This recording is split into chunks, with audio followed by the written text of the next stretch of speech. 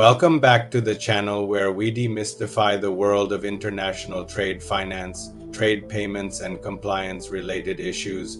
Article 5 of UCP 600 is short but very important to know. I believe you, the practitioners, learners, and the users will be benefited from my discussions, are not you? Your attachment with my channel will flourish us in knowledge horizon and let me do more for contributing in this line. You may favor me with a subscription, like, and share where you will be partner by receiving my documents at first hand. Today, we're diving deep into a crucial, yet often overlooked, article of the Uniform Customs and Practice for Documentary Credits, or UCP 600.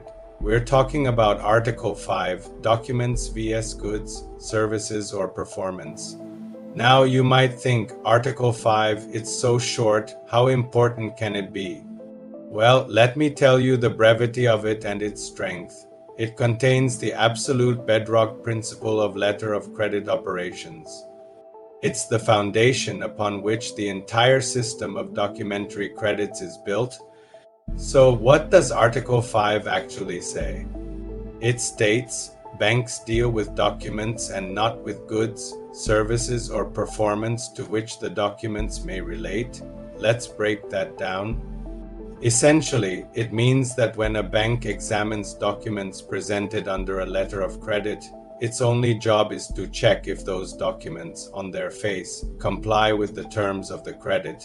The bank doesn't care about the actual physical goods. It doesn't care if the services were performed perfectly or if the project is running on schedule. Its world is limited to the paper or digital files in front of it.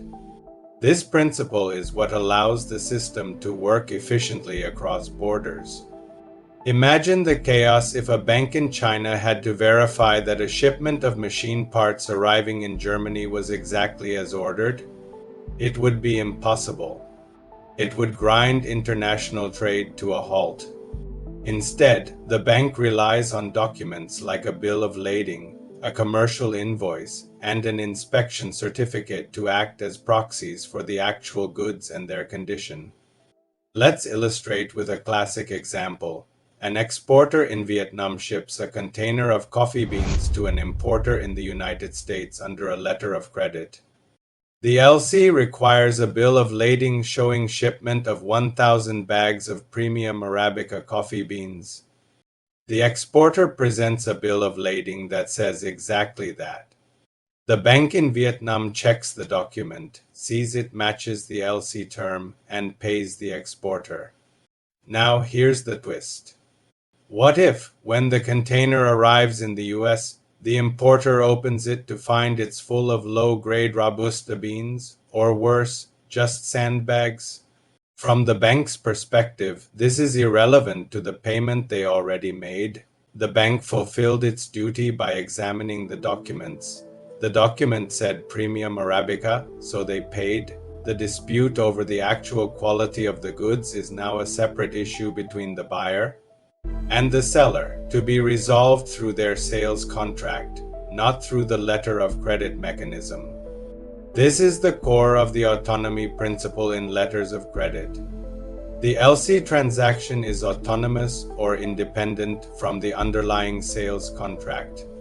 The bank's payment obligation is tied to the documents, not the physical performance of the contract. This protects the seller, ensuring they get paid if they produce the right paperwork. It also clarifies the bank's role, limiting its liability and allowing it to operate quickly and predictably. Let's look at another scenario, this time involving services. A software development company in India is hired by a firm in Canada to build an app. The payment is via and by letter of credit. The LC states that payment will be made upon presentation of a signed certificate from the Canadian company's project manager stating that phase 1 of the software development is complete. The Indian company completes what they believe is phase 1 and gets the project manager to sign the required certificate. They present this certificate to the bank. The bank confirms the certificate is worded as required by the LC and that the signature appears authentic, so the bank pays. However, a week later, the Canadian head office discovers that the software is full of bugs and phase 1 is nowhere near complete by their standards. Can they go to the bank and demand their money back? No, never. The bank's role was not to test the software. Its role was to check for a specific document, the signed certificate. Since a complying certificate was presented, the bank was obligated to pay.